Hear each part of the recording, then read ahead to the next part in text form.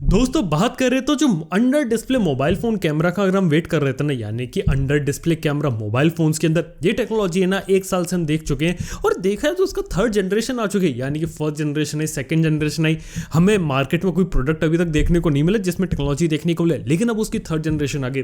Recently बात करें तो Xiaomi ने अपनी third generation under display camera technology को शोकेस किया है और ये भी प्रॉमिस कर दिया कि जो टेक्नोलॉजी है ना, ये 2021 के फर्स्ट क्वार्टर में इसका जो फोन होगा वो देखने को मिलेगा।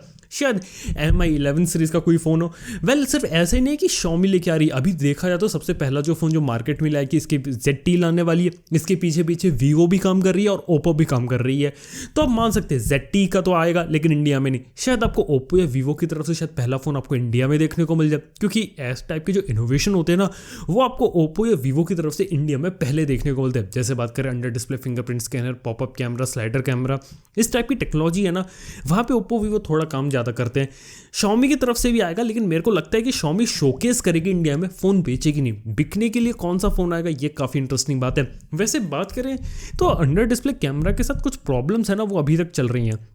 मतलब पहली प्रॉब्लम तो ये बता देता हूँ कि एग्जैक्टली क्या रहता है कि अंडर डिस्प्ले कैमरा डालते हैं, लेकिन उसके लिए डिस्प्ले को ट्रांसलूसेंट बनाना पड़ता है, उसका लाइट ब्लीड होती है, सेल्फीज़ की क्वालिटी इतनी अच्छी तरीके से आती नहीं है। अब क्या किया, इसी चीज़ को दोबारा से डेवलप किया और इस तरीके से बनाया गया ताकि जो बैलेंस होता है ना, कि एक अच्छी सेल्फी भी निकाली जा सके और साथ ही साथ जो डिस्प्ले है ना, उसकी ट्रांसपेरेंसी भी बरकरार रहे। यानी कि डिस्प्ले थोड़ा सा ट्रांसपेरेंट हो जाएगा, उसके बाद आप अच्छी सेल्फी ले सकते हो कैमरा का लगा के, और दोबारा से जो कैमरा ना, वहाँ पर आपको पूरा डिस्प्ले देखने को मिलेगा। डिस्प्ले की क्वालिटी में भी कोई सेक्रीफाइस नहीं हो रहा, ना ही कैमरे की क्वालिटी में और कोई सेल्फी की क्वालिटी में सेक्रीफाइस नहीं हो रहा। ये काफ़ी इंटरेस्टिंग चीज़ है। अब फिलहाल देखने वाली बात होगी आखिर टेक्नोलॉजी आपको कब देखने को मिलती है। फिलहाल के समय में शोकेस किया, 2021 में प्रॉमिस किया कि ये चीज़ आएगी। एग्जैक्टली हमें थोड़ा वेट करना पड़ेगा, लेकिन काफ़ी अच्छी टेक्नोलॉजी जो आपको देखने को मिल रही है। और इसी के साथ ही बात करें तो अगर आप लोग OnePlus की वॉच को लेके एक्साइटेड थे तो फाइनली आने वाली है। वैसे देखा जाए तो 2015 में OnePlus अपनी वॉच के ऊपर काम कर रही थी, अगर आप लोगों को नहीं मालूम, लेकिन उस प्रोजेक्ट को पूरी तरीके से कैंसिल कर दिया गया था। और पिछले साल हमने कुछ ऐसी खबरें सुनी थी जिससे पता चल रहा था कि OnePlus है ना, उसकी वॉच आने वाली है। और अभी हमें काफ़ी सारी इंटरेस्टिंग इन्फॉर्मेशन पता चल गई, यानी कि आने वाले 1 से 2 महीनों के अंदर आपको OnePlus की वॉच देखने को मिल सकती है। जी हाँ, यानी कि OnePlus की वॉच के बारे में एक एक्साइटिंग बात बता देता हूँ। 1-2 महीनों में आने वाली है, अलग अलग सर्टिफिकेशन वेबसाइट्स पे आ रही है, यानी कि बन चुकी है। आप उसको सर्टिफिकेशंस के थ्रू जाना है और उसके बाद ये मार्केट में लॉन्च हो जाएगी। इसी के साथ ही इस वॉच की खास बात ये होगी कि एक प्रीमियम वॉच होगी। जी हाँ, ये एक प्रीमियम वॉच होने वाली, सस्ती वॉच नहीं होगी। इसके अंदर आपको गूगल का जो Wear OS होता है वो देखने को मिलेगा। Qualcomm Snapdragon 4100 की जो SoC होती है ना, वो आप इससे एक्सपेक्ट कर सकते हैं। तो मतलब यह है कि प्रॉपर प्रीमियम वॉच आने वाली है OnePlus की तरफ से। शायद से इसका नाम OnePlus Watch 1, OnePlus Watch W1, कुछ इस टाइप के नाम से एक अलग सीरीज़ निकाल सकते हैं। OnePlus TV में आपको Y सीरीज़ देखने को मिल रही है, U और Q सीरीज़। OnePlus Watch के अंदर W सीरीज़ नाम से लें। जी हाँ, तो यार ये बात हो सकती है। तो देखा जाए तो एक फुल फ्लैश्ड वॉच आने वाली है, कंप्लीटली स्मार्ट वॉच होगी। देखने इसके अंदर एग्जैक्टली क्या क्या फंक्शंस आपको देखने को मिलते हैं। लेकिन डेफिनेटली अगर Wear OS की तरफ से आ रही है ना, तो जो आपको नॉर्मल रेगुलर वॉचेस देखने को मिलती है ना, जैसे Realme वॉच जो कि अपने खुद के OS पे चलती है, इवन Amazfit की जो सस्ती वॉचेस आती है, Bip S और Bip S Lite, वो अपने खुद के OS पे चलती है। लेकिन अगर Wear OS के साथ आ रही है ना, तो आप इसे कुछ ज़्यादा अच्छी फंक्शनैलिटी और अच्छी जो चीज़ें रहती है ना, वो आप इससे एक्सपेक्ट कर सकते हैं। तो यार ये बात हो जाती है इसकी वॉच के बारे में। और इसी के साथ ही बात करें, अगर आप लोगों ने वॉलमार्ट का नाम सुना है, जो कि काफ़ी बड़ा एक इंटरनेशनल जो रिटेल चेन होती है वो है। इसी के साथ ही फ्लिपकार्ट के अंदर उसकी काफ़ी ज़्यादा इन्वेस्टमेंट है, भारतीय एयरटेल के अंदर भी इन्वेस्टमेंट कर रखी है। तो वॉलमार्ट है ना, वो लग रहा है कि अब क्या करेगी, टिकटॉक को खरीदने का प्लान कर रही है, क्योंकि उसे भी टेक्नोलॉजी वाले सेक्टर में आना और इस टाइप के जो इन्वेस्टमेंट्स और स्टार्टअप्स होते उसे बहुत ज़्यादा पसंद है। वॉलमार्ट को फ्लिपकार्ट भी बहुत ज़्यादा पसंद आया था। और देखा जाए तो माइक्रोसॉफ्ट भी कोशिश कर रही है इस लीग के अंदर, गूगल इस लीग के अंदर नहीं है, Oracle इस लीग के अंदर है। लेकिन वो लोग ये कोशिश कर रहे हैं कि टिकटॉक का ना जो ग्लोबल बिजनेस है ना, या उसे छोड़ के हम सिर्फ US वाला जो पार्ट है वो ले लें, और हो सकता है इसमें इंडिया वाला पार्ट है। तो देखा जाए तो टिकटॉक के ऊपर मारामारी बहुत चल रही है। आप ना 1.5-2 महीने और वेट कर लो, 1.5-2 महीने तक ना ऐसी ही मारामारी और चलने वाली है। उसके बाद स्थिति क्लियर होगी एग्जैक्टली टिकटॉक किसके पास जा रहा है। मैं आप लोगों को सिर्फ इतना बता सकता हूँ कि टिकटॉक जो है ना, वो बिकेगा, किसी बड़ी कंपनी से खरीदेगी, उसका एक्विजिशन होगा, वो नॉन चाइनीज बनेगा एक दिन, इस टाइप की चीजें होंगी। बस में वेट करना है, क्योंकि टिकटॉक का जो यूजर बेस है ना, उसके लिए कंपनीज लड़ रही हैं और इसलिए इतना ज़्यादा पैसा देने को तैयार है। तो खैर देखते हैं आगे चल के जो टिकटॉक की कहानी वो क्या रहती है। और ये भी देखने वाली बात होगी, अगर टिकटॉक बिक के किसी दूसरी कंपनी के पास जाता है तो क्या उसके बाद जो इंडिया में जो टिकटॉक अभी बैन है, क्या वो अनबैन हो पाता है कि नहीं हो पाता, ये एक इंटरेस्टिंग बात होगी। वैसे आप लोग क्या लगता है कि टिकटॉक को वापस आना चाहिए, नहीं आना चाहिए? अपना जो ओपिनियन है नीचे कमेंट बताना ना भूलना। और इसी के साथ ही बात कर तो Realme 7 सीरीज़ है, कन्फर्म है 3 सितंबर को आने वाली है। और देख के लगता है कि इतना बड़ा भारी मेजर इंप्रूवमेंट है ना, कुछ कुछ चीज़ें लग करी। जैसे बात करें कैमरास की तो कंफर्म हो रखा है 64 मेगापिक्सल का सोनी IMX 682 सेंसर आने वाला है, ये चीज़ ऑलमोस्ट कंफर्म हो रखी है। Realme 7 Pro में 65 वॉट की डार्क चार्जिंग जो कि कंफर्म हो रखी है। और कहा जा रहा है कि Realme 7 Pro की कीमत 20,000 रुपये से कम होगी, जो उस फ़ोन को काफ़ी ज़्यादा एक्साइटिंग बना देती है। इसी के साथ ही Realme 7 में G95 का प्रोसेसर होगा, 90 हर्ट्ज का LCD डिस्प्ले देखने को मिलेगा और सिंगल सेल्फी कैमरा ही देखने को मिलेगा। तो ओवरऑल बात की जाए, कुछ चीज़ों में डाउनग्रेड किया जा रहा है, कुछ चीज़ों में अपग्रेड किया जा रहा है, कुछ चीज़ें एग्जैक्ट सेम रखी जा रही हैं, तो मिला जुला रिस्पॉन्स देखने को मिल रहा है। लेकिन इसे मैं Realme 6 Pro का प्रॉपर जो सक्सेसर होता है ना, वो नहीं कह सकता, क्योंकि 4-5 महीनों के अंदर अंदर अभी उन्होंने एक और फ़ोन निकाल दिया, इसी रेट से बहुत ज़्यादा तेज़ी से फ़ोन निकाल रहे हैं। तो काफ़ी एक इंटरेस्टिंग बात है, मतलब कि इतनी जल्दी जल्दी फ़ोन निकाल रहे हैं, तो फिर इसका मतलब क्या रहता है कि मतलब खुद को अपने फ़ोन के ऊपर कॉन्फिडेंस नहीं हो, और जो यूज़र्स हैं ना, मतलब कि कंज्यूमर्स होते हैं, वो काफ़ी ज़्यादा कंफ्यूज हो जाते हैं इसके कारण कि कौन सा फ़ोन लेना है, कौन सा फ़ोन नहीं लेना। और जब इतने सारे फ़ोन कोई कंपनी लॉन्च करती है ना, तो उसे अपडेट प्रोवाइड करने में काफ़ी प्रॉब्लम आती है। फिर भी देखते क्या रहता है। Realme 7 सीरीज़ काफ़ी ज़्यादा प्रॉमिसिंग लग रही है, अगर कुछ अच्छा करेगी तो डेफिनेटली उसके बारे में आपको वीडियो बना के बताएंगे और देखेंगे कि हाँ कहाँ पे शॉर्ट कमिंग वगैरह छूटी है। लेकिन आप लोगों को इतना बता सकते हो, इसकी प्राइसिंग वगैरह अगर आप वेट कर रहे थे ना, Realme 7 सीरीज़ जो है उसके अंदर आपको देखने को मिलेगा मतलब 15,000 रुपये आप उसकी एक्सपेक्टेड प्राइस ले सकते हो, और 18-19,000 रुपये से प्राइस मांग सकते हो आप Realme 7 Pro की। यार ये बात हो जाती है। मेरे हिसाब से इन्हें प्रोसेसर वगैरह पे भी अब थोड़ा अपग्रेड करने की ज़रूरत है। लेकिन फ़िलहाल के लिए बात करें तो 2020 है, मेरे को लगता नहीं है कि पहले जो हमें वैल्यू फॉर मनी फ़ोन ज़्यादा देखने को मिल रहे थे 2019 और उससे पहले तक, मतलब 2016, 17, 18, 19 में बहुत कमाल के फ़ोन्स देखने को मिले।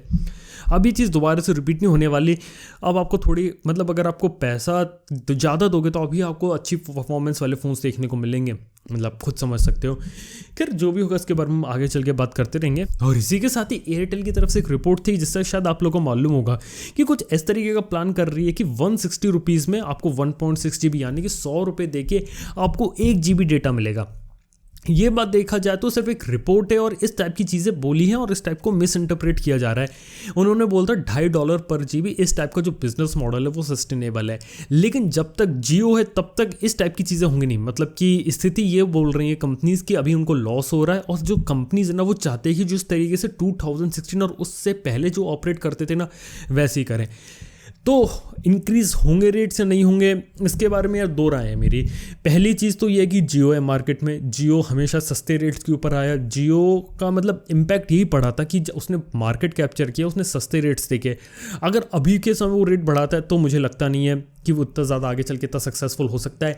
लेकिन एयरटेल भी है, और हो सकता है एयरटेल बढ़ा और जियो ना बढ़ाए तो उससे एयरटेल को नुकसान होगा, इसलिए जियो है ना वो एयरटेल के ऊपर प्रेशर बना सकता है।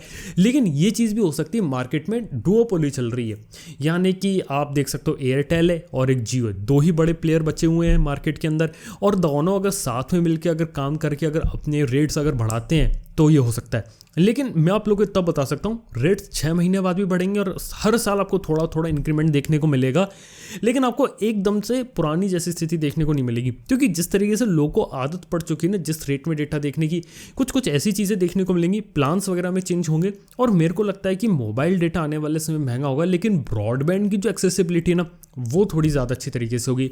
अगर ब्रॉडबैंड का भी पेनिट्रेशन थोड़े अच्छे तरीके से हो जाए और उसके बाद मोबाइल डेटा धीरे धीरे इंक्रीज़ हो तो शायद उतना बड़ा इम्पैक्ट नहीं पड़े और इंडिया ना उसका अच्छे तरीके से डिजिटाइज हो सकता है। मतलब कि अभी के समय में क्या है कि जब तक जो ब्रॉडबैंड की सर्विसेज होती है वो हर घर तक अच्छे तरीके से नहीं पहुंच जाती, तब तक आप मोबाइल डेटा का जो रेट है वो लो रखो। और जिस तरीके से इसकी एक्सेसिबिलिटी बढ़ गई, अब ये किसी का भी ब्रॉडबैंड हो सकता है, अगर उसकी एक्सेसिबिलिटी आगे चल के मार्केट में बढ़ती है तो उसके बाद जो कंपनीज है वो धीरे धीरे अपने रेट्स बढ़ा सकते हैं। क्योंकि अभी के समय में काफ़ी सारे ऐसे लोग हैं जो सिर्फ मोबाइल डेटा का ही यूज़ करते हैं, उनके पास ब्रॉडबैंड का एक्सेस नहीं है, तो ये एक ऐसी प्रॉब्लम हो जाती है। फिर भी देखते हैं आगे कहानी क्या रहती है, कब जाके रेट्स बढ़ते हैं, कब जाके इंडिया में ब्रॉडबैंड का जो पेनिट्रेशन है ना वो अच्छे तरीके से होता है। क्योंकि ये जो प्रॉब्लम इन्होंने बताई नहीं जेन्युइन प्रॉब्लम है, कंपनीज को लॉस हो रहा है और इससे निकलने का सिर्फ एक ही सॉल्यूशन है, धीरे धीरे दोनों तरीके से देखो, कंज्यूमर्स को एक सस्ते में ब्रॉडबैंड मिले कि घर में जो लोग हैं वो ब्रॉडबैंड यूज़ करें, बाहर को ये तो उसे डेटा मिल रहा है लेकिन डेटा के रेट्स है ना कंपेरेटिवली सस्ते हैं। और इंडिया में जो डेटा का रिवोल्यूशन आता है ना 2016 में, क्या आप लोगों को मालूम है कि यूरोपियन कंट्रीज़ पर भी इसका इंपैक्ट पड़ा? यूरोप में काफ़ी सारी कंट्रीज़ हैं जहाँ पे डेटा है ना वो भी बहुत पिछले कुछ सालों में उनमें भी रेट जो है ना वो बहुत तेज़ी से ड्रॉप हुआ है। ये भी काफ़ी इंटरेस्टिंग चीज़ है। देखते हैं आगे कहानी क्या रहती है, क्या रेट्स देखने को मिलते हैं। और इसी के साथ ही एक और न्यूज़ मैं आपको यहाँ बता देना चाहूँगा कि जो सैमसंग का गैलेक्सी S21 और S30 में हम बात कर रहे थे Exynos 1000 के अंदर, तो उसके लिए सैड न्यूज़ ये है कि इस बार Exynos 1000 जो है ना उसके अंदर आपको AMD का GPU देखने को नहीं मिलेगा। इसी के साथ ही दूसरी बात यहाँ पे बता देना चाहूँगा कि इस बार भी Exynos 1000 है ना वो स्नैपड्रैगन 8735 से कम पावरफुल होगा, लेकिन 990 कंपैरिजन में अपग्रेड होगा और स्नैपड्रैगन और जो Exynos के बीच का जो डिफरेंस है ना वो और कम होगा। और 2022 तक मैं एक्सपेक्ट कर सकते AMD GPU। अगर AMD GPU अगर इंक्लूड होता है सैमसंग के Exynos चिपसेट के अंदर, तभी हम एक रॉ परफॉर्मेंस जो अच्छी वाली परफॉर्मेंस होती है ना वो एक्सपेक्ट कर सकते हैं, जो आपको देखने को मिलेगी अपकमिंग गैलेक्सी फोन्स के अंदर। ये बात हो जाती है। वैसे Exynos 1000 एक अच्छा चिप होने वाला है, तब मैं जानता हूँ क्योंकि 5nm के बारे में बात की जा रही है, 5nm की टेक्नोलॉजी पे बेस्ड होगा। लेकिन मैं एक्साइटेड उसके लिए हूँ कि जब आपको AMD का इंटीग्रेशन Exynos के अंदर देखने को मिलेगा ना, फिर देखने वाली बात हो कि एग्जैक्टली आपको परफॉर्मेंस कैसी मिलती है। और उसके बाद देखेंगे कि स्नैपड्रैगन को बीट कर पाता है नहीं कर पाता। फिलहाल के लिए Exynos 1000 है ना स्नैपड्रैगन 875 को बीट नहीं कर रहा है। स्नैपड्रैगन 875 ऑलरेडी एक किंग रहने वाली है। और इसी के साथ ही बात करें तो जो Redmi 9A है ना 2 सितंबर यानी 2 सितंबर का जो लॉन्च है वो कंफर्म हो रखा है। मनुजन ने कंफर्म कर दिया इस फ़ोन के। वो आप समझ सकते हैं Redmi 9A जो आया था या 9C, मतलब Redmi 9A जो बाहर लॉन्च हुआ था उसकी कैटेगरी का समझ सकते हैं। शायद G25 चिपसेट आपको इसके अंदर देखने को मिला और इस फ़ोन की कीमत शायद 7,500 या 8,000 रुपये से शुरू हो।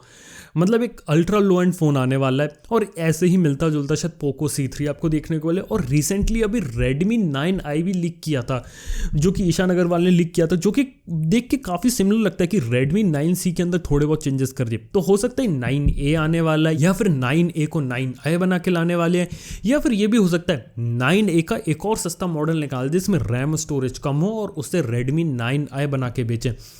देखा जाए तो Redmi 9 इस सीरीज़ के अंदर अभी 2 फ़ोन और आने वाले, मतलब 9i आएगा, 9A आएगा, Redmi 9 है, Redmi 9 Prime है, Redmi Note 9 है, Redmi Note 9 Pro है, Redmi Note 9 Pro Max है। क्या ये मतलब यार उन्हें क्या स्ट्रीक कंप्लीट करनी है क्या, समझ में आ नहीं रहा आखिरकार Xiaomi का आखिर है क्या। खैर जो भी होगा एग्जैक्टली बात करेंगे, देखेंगे क्या वैल्यू फॉर मनी फोन्स है कि नहीं। बस ये एंट्री लेवल फोन्स होने वाले, तो कोई हाई फाई टेक्नोलॉजी आप इससे एक्सपेक्ट नहीं कर सकते हैं। मतलब आज के समय में मार्केट ऐसा है कि कोई ऐसी बड़ी एक्सपेक्टेशन हमें रखनी भी नहीं चाहिए आजकल मोबाइल फ़ोन से, ना ही उनकी टेक्नोलॉजी को लेकर ना ही उनकी प्राइसिंग को लेकर। और इसके बाद चलिए बात करते हैं आप लोगों के कुछ कमेंट्स के बारे में। तो जो पहला कमेंट है ना वो ये है कि भागीरथ भाई ने पूछा है कि why don't Apple bring in display fingerprint scanner and get rid of the huge notch. देखो जो एप्पल है ना वो क्या करती है कि एक बार जिस चीज़ के ऊपर मूव करती है ना वहाँ से बैकआउट नहीं करती। एक बार वो नॉच के ऊपर मूव करे, उन्होंने फेस आईडी को बनाया, अंडर डिस्प्ले फिंगरप्रिंट स्कैनर को छोड़ा, इसके बाद वो वापस नहीं जाएंगे। अब उनके पीछे के अलग अलग रीजंस होते हैं। वो फेस आईडी को सिर्फ अनलॉक करने के लिए यूज़ कर रहे हैं, और उसके अलावा जो पहले जो होम बटन होता था ना जिसके अंदर उन्होंने टच स्क्रीन, जिसके अंदर उन्होंने फिंगरप्रिंट स्कैनर डाला था, तो जो टच आईडी था वो मल्टीपल तरीक़ों से काम कर सकता था, एक होम बटन की तरीके से काम कर सकता था, मल्टीपल ऑपरेशंस होते थे। अभी वो अंडर डिस्प्ले फिंगरप्रिंट स्कैनर डालेंगे, उसके अंदर वो मल्टीपल ऑपरेशंस वगैरह नहीं डाल सकते। फेस आईडी के अंदर उन्होंने कुछ और चीज़ें इंप्लीमेंट करी है। इसके साथ ही जो मीमोजीज वगैरह और भी काफ़ी अलग अलग चीज़ें रहती है उन्हें इंप्लीमेंट करने की कोशिश करी सेल्फी कैमरा के अंदर। तो कुल मिला के बात है कि एप्पल क्या एक बार जिस डायरेक्शन में बढ़ती है ना उसके बाद बैकआउट नहीं करती, उसी चीज़ को वो इम्प्रोवाइज करते हैं और एक नई चीज़ मार्केट के अंदर लेके आते हैं। क्योंकि ये बात है ना उनकी ईगो पे आ जाती है। मतलब अगर उन्होंने एक बार हेडफोन जैक हटाया तो वापस से वो हेडफोन जैक डालेंगे नहीं, ये बात हो जाती है। तो इस तरीके से एप्पल काम करती है। एक बार उन्होंने जो चीज़ गई वो गई, अब वो वापस नहीं आने वाली। आईफोन एसई में ऐसा नहीं कि वो वापस लेके आ गए। आईफोन एसई के अंदर क्या कि पुराने डिज़ाइन को उन्होंने यूज़ किया, लेकिन at the end of the day iPhone SE भी धीरे धीरे जो नए वाले आईफोन है ना वैसे ही ट्रांसफॉर्म होने वाला है। और एप्पल काम करेगी फेस आईडी के सेंसर भी सीधे डिस्प्ले के अंदर डाल दें, उसके बाद नॉच हटा दें और कंप्लीटली ट्रूली बेजललेस आईफोन आपको फ्यूचर में देखने को मिले। फिर देखते क्या रहता है। और इसके बाद मिस्टीरियस नॉलेज का सवाल है कि what is the difference between Dolby Vision and Dolby Atmos, how they are different from each other. ये भी काफ़ी अच्छा सवाल है। एक्जैक्टली जो डॉल्बी विजन डॉल्बी एटमॉस है ना, तो विजन जो है वो वीडियो के लिए, एटमॉस जो है वो ऑडियो के लिए। एटमॉस में क्या रहता है कि आपको 3D सराउंड साउंड इफेक्ट होता है, यानी कि आगे से आवाज़, पीछे से आवाज़, सराउंड साउंड, हाइट चैनल्स देखने को मिलते हैं ताकि हाइट वाली आवाज़ आती है, तो आपको चारों तरफ से आवाज़ आती है और आपको ऐसा लगता है कि आप मूवी के अंदर पहुंच गए। डॉल्बी विजन एक HDR टेक्नोलॉजी है जिसके अंदर डॉल्बी विजन का यूज़ करके जो इमेजेस है ना उन्हें ज़्यादा ब्राइट, ज़्यादा कंट्रास्टी बनाया जा सकता है, ज़्यादा कलरफुल बनाया जा सकता है। डॉल्बी विजन में अगर कोई फिल्म अगर ग्रेड कर रहे हैं, उसे बना रहे डॉल्बी विजन के अंदर, तो वहाँ पे वो ज़्यादा कलर्स को प्रोड्यूस कर सकते हैं, तो आपको ज़्यादा विविड इमेज देखने को मिलती है और जिस तरीके से डायरेक्टर मूवी बनाना चाहता है ना उसके और ज़्यादा नज़दीक ला सकता है। ये डॉल्बी विजन के कुछ फ़ायदे, ये एक HDR टेक्नोलॉजी है। फिलहाल के लिए डॉल्बी विजन एटमॉस का जो कंटेंट है ना ये आपको देखने को मिलता है नेटफ्लिक्स के ऊपर, अभी हॉटस्टार के ऊपर डॉल्बी विजन धीरे धीरे स्टार्ट हो रहा है, एटमॉस भी आने वाला है तो हॉटस्टार भी आ जाएगा। इसके साथ ही प्राइम वीडियो पे सिर्फ रेगुलर HDR10 और HDR10+ मिलता है और डॉल्बी डिजिटल मिलता है। तो यार ये बात हो जाती है। तो मैंने आपको बेसिकली समझा दिया कि सिंपल लैंग्वेज में कहानी क्या रहती है। तो आज के इस वीडियो में बस इतना ही। वीडियो अगर पसंद आए तो लाइक कर लेना, चैनल को सब्सक्राइब कर लेना, और अगर आपका भी ऐसे कोई सवाल है तो नीचे कमेंट सेक्शन खोला कुछ पूछना पूछ सकते हैं। थैंक यू आपका वीडियो देखने के लिए। मैं आपसे मिलता हूं नेक्स्ट वीडियो के अंदर। Good bye.